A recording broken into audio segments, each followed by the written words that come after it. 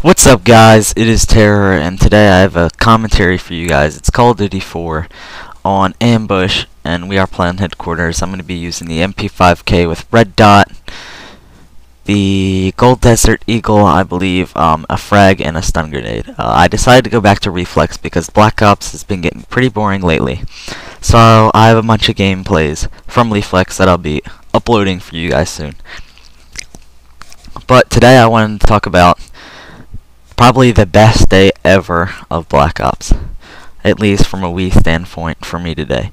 Today they released a patch for Black Ops, and the patch has tons of different issues that they addressed. I'm going to go over a little bit of them first, and then I'll go ahead and tell you about a secret patch that they released that they did not put on the list, and so we'll go from there. When you're using Hacker, the third perk, explosives you weren't able to see explosives through walls like you could on Xbox or PS3. So they fixed that, so now you can see them through walls. The Ninja perk, they did a lot with the Ninja perk. They increased the range and the volume of enemy footsteps, and they also removed your player footsteps down, so now you can sound horror on Wii better. They also added the headshot multiplier for sniper rifles. So if you have a sniper rifle with the suppressor on it, you can get one-shot kills to the head, as it should be. And if you do use a suppressor on your sniper rifle, my only question would be why. If you're so worried about people figuring out where you're at, then just put a jammer down around you so that they can't pinpoint your exact location when they're on their way to you. They added a negative influencer to all spawn points to decrease the chance of spawning near an enemy. This will further improve spawning. This is a great update. Great patch. Excuse me, I just burped. But yeah, so the spawning is something that they needed to fix. Because spawn trapping was getting easy. Today I played about 5 matches after this patch was released, and all 5 matches I did get dogs, and we did spawn trap the enemy, and I did realize how harder it was to trap the spawn trap the other person. Spawn trapping is something that when it happens to me, I don't like it. There was a game. My personal best for one game is 32 deaths, and that was on Nuketown, and that was a demolition game that had gone into overtime, and the opposite team didn't try pretty much. They let us beat them pretty easily, and then they didn't even plant the bomb on offense. They just spawn trapped us the whole time and kept calling in dogs. So I don't like spawn trapping. I don't like to spawn trap people. If I get spawn trapped by a bunch of randoms, there's a low chance of that happening, so I won't leave.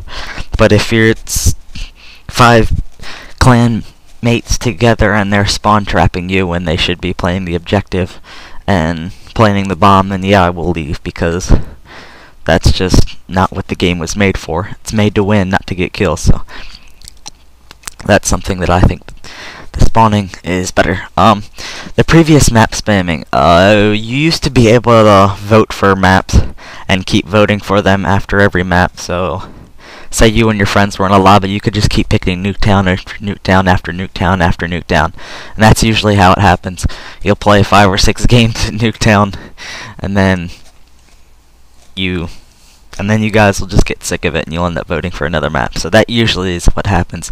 But they've prevented that. You can only vote for a map twice. So say you play at that map, and then you go back to the lobby, and you vote for that map again.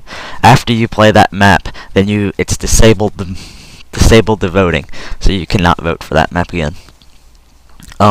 They also fixed Prestige Emblems appearing at certain levels. I'm not sure. It says incorrect Prestige Emblems appearing at certain levels.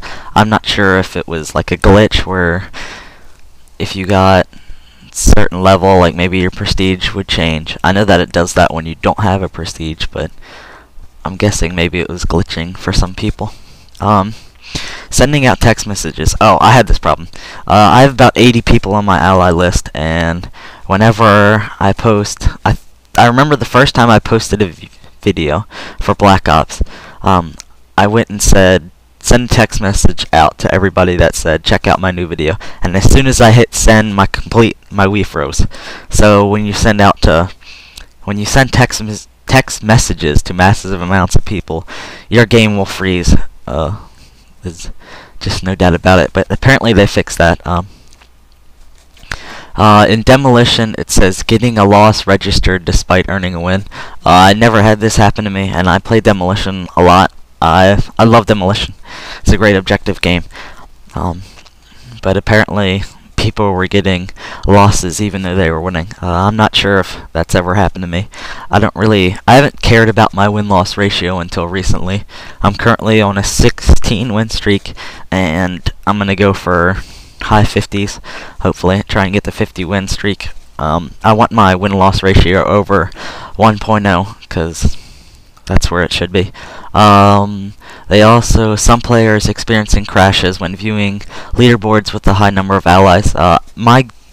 This used to happen to me somewhat. My game would never crash, it just would never load the leaderboards, It never loaded them, it didn't actually crash me. So that's good. Stuck in spawn spot and cracked. Cracked. I don't remember ever getting stuck on cracked. I know that there's a rock that you can get stuck on in Villa. It's either Villa. I'm pretty sure it's Villa is the map that I'm thinking of. But I know that there is a map that you spawn on one side and you spawn like inside a rock/bush thing, and you can't get out unless you blow yourself up. So if they fix that, I'm not quite sure yet. Voice chat breaks up at time. I'm happy about this. My friends lately have been wanting to Skype with me instead of using voice chat because Skype is much clearer. So I'm not sure if we'll be switching back to voice chat or not. Time will tell. More reported cases of unbound controls. This was a huge problem for me. For those who don't know what unbound controls are, if you use the custom control setup, in the options, when you're picking what control setup you want to use, you can actually customize it to best suit yourself. I do use a custom control setup, and on most matches where I was host, whenever the game would start, I'd have to reset my controls, and I'd basically take me like 20 to 30 seconds to reset my unbound controls. So I'm glad that happened. Second chance invincible glitch. This was also known as God mode. Basically what would happen is somebody would drop down in the second chance and you wouldn't be able to kill him. I don't think that people were able to heal him, but they could just, how would you do it? Crawl on your back, I guess is what you would call it. They would just be able to crawl on their back, and you'd get unlimited hit markers. This wasn't a big problem for me. I only saw this in one match, and I was actually pretty happy about it because I got my accuracy up on him. Even though he did kill me a few times, but I got my accuracy up on him a little bit, so that was nice. So they fixed that. They fixed performance lags for host. When you're hosting, when you're aiming down your sights, your frames per minute drop a little bit or a lot of bit depending on the situation. So that's good. The black screen time in multiplayer matches. Whenever you'd spawn, you'd always have like a black screen for 10 seconds. So they have removed that apparently, and they also removed zombie legs and create a crawler. Don't know what that is. I have no idea what that is. So this is the end of the gameplay. The secret patch that they came out with, it's not on the list on the website, on the official patch website, but you can have 6-on-6 and hardcore game modes. Thank you, this is Terror, see ya.